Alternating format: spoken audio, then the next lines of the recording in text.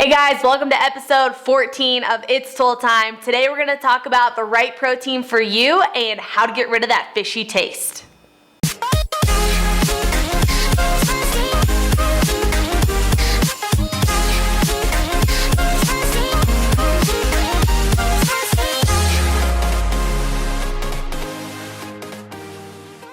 Hey guys, what's up? Thank you so much for tuning in. I'm so excited for today's episode. We have some pretty awesome questions today, and I would love for you guys to submit your own questions. It's going to show you how to do that at the end of this episode, and I just thank you guys so much for being here and us getting to learn and grow together and have fun together, and so I really appreciate all of your guys' support. And the first question comes in from Taylor Madsen, and she says, "Hey Kaelin, I was just wondering if there are types of whey protein to avoid as a woman, or if it's all the same. My friends see me drinking it after lifting and say, that's gonna make you bulky, or it'll make you retain water, or that's for men who wanna gain weight and build muscle. I don't wanna mess up what I've been working my butt off for. I wanna fuel my body with the right post-workout protein. What's your advice? Thanks, Taylor." So I just love this question because our friends are hating so hard. Oh my gosh. Her friends are like, that's gonna make you bulky. The shake alone is definitely not going to make you bulky, so that's a bunch of BS. But what I do want to tell you, Taylor, is that yes, there are several different types of protein shakes, right? Plus like nutritional shakes.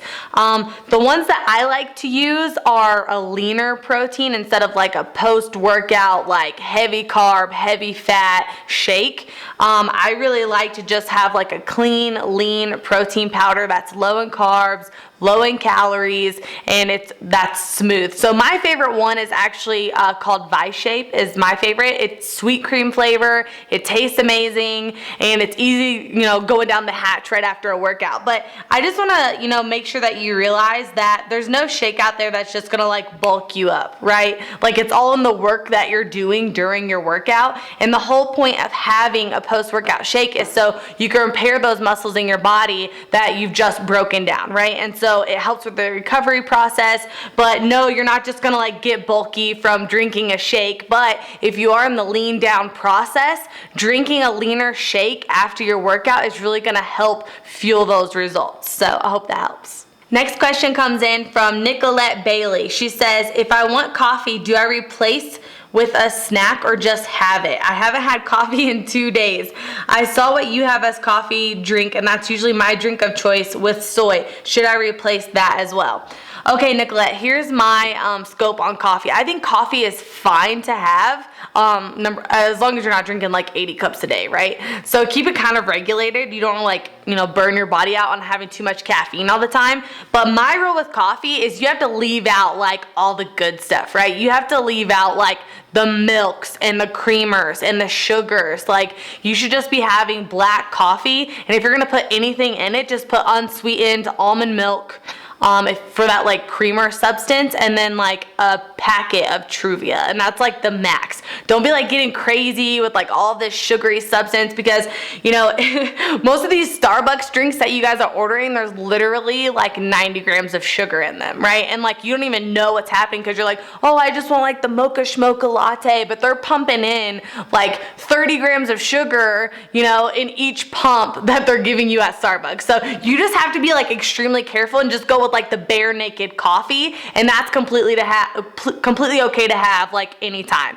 But some of you guys are drinking drinks that have more calories in them than like what you should be allotted for the entire day, right? So don't be getting crazy. Just drink the coffee. Learn to like it black. Okay, it took me a long time to get to the point of actually like drinking black coffee, but now when I drink, like when I have a sip of somebody else's stuff and I'm like, oh my gosh, that's like just straight sugar. You'll get used to it and you'll have to like work your way there. But my answer to this question, Nicolette, is yes, coffee's completely okay as long as you're leaving out all the crap. Next question comes in from Ashley. She says, "I was wondering if you have any advice for a picky eater. I have tried to widen my choices, but I gag and can't get past certain foods. I guess you would say that I'm a very textual eater. I have really tried to eat salads, but gag. There are a few vegetables and fruits that I eat. Please help." So Ashley, this is really funny because this is something that I dealt with myself. I used to hate like eggs, chicken, broccoli, salad, like pretty much everything.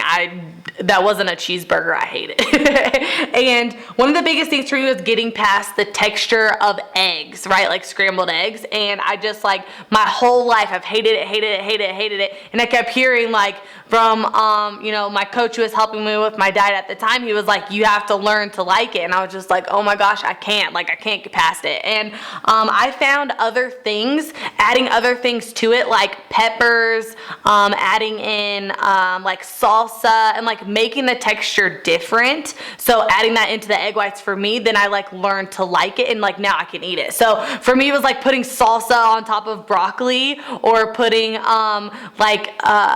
popcorn seasoning, like the cheddar or ranch popcorn seasoning that I would put on top of vegetables, like made me learn to like them. And now I can just eat them plain Jane and it's fine. But just find like other things that you like that are still like a healthy choice, like Bragg's liquid aminos, salsa, hummus, any other types of like peppers or avocado, stuff like that you can add in, that you can kind of like mix the taste up instead of just like trying to eat it plain all the time.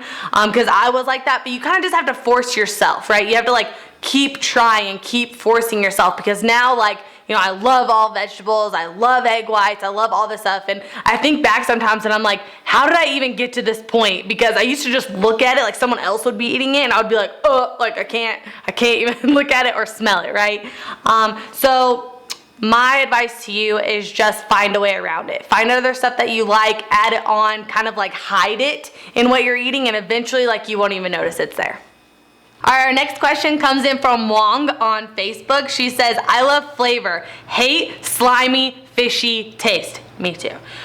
Do you have any easy, good recipes for tilapia? I've tried baking it and it's gross. And I completely agree with you there. It is disgusting whenever you bake fish. I'm not a fan of baking fish at all. So what I like to do, because I hate that like fishy taste and smell, but I eat it a lot. So what I found is that I get like every flavor of Mrs. Dash, the sodium-free seasonings, and one of my favorite ones is the chipotle one. And so what I'll do with the fish is you take the fish out of like, get it fresh, number one. Never get frozen fish, because by the time that you thaw it, it's been sitting in fish juice, like vacuum sealed and in that for so long that like there's no getting around it. So number one thing is get fresh fish. And then the second thing is pat it dry with a paper towel when you take it out of the wrapper. Pat it dry with a paper towel, and then seriously like coat the entire thing, the entire piece of fish, both sides,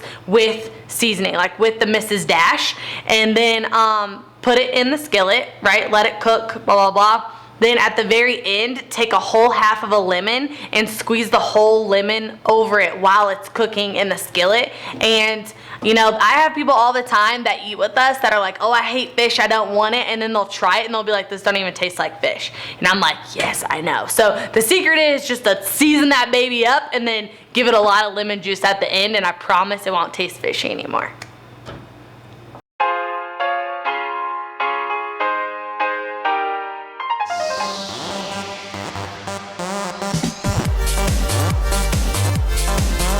Guys, thanks so much for watching. Make sure to share this if you feel like this video helped you at all. Please comment below with all of your feedback, and make sure to follow me on Snapchat so you can see how crazy I really am.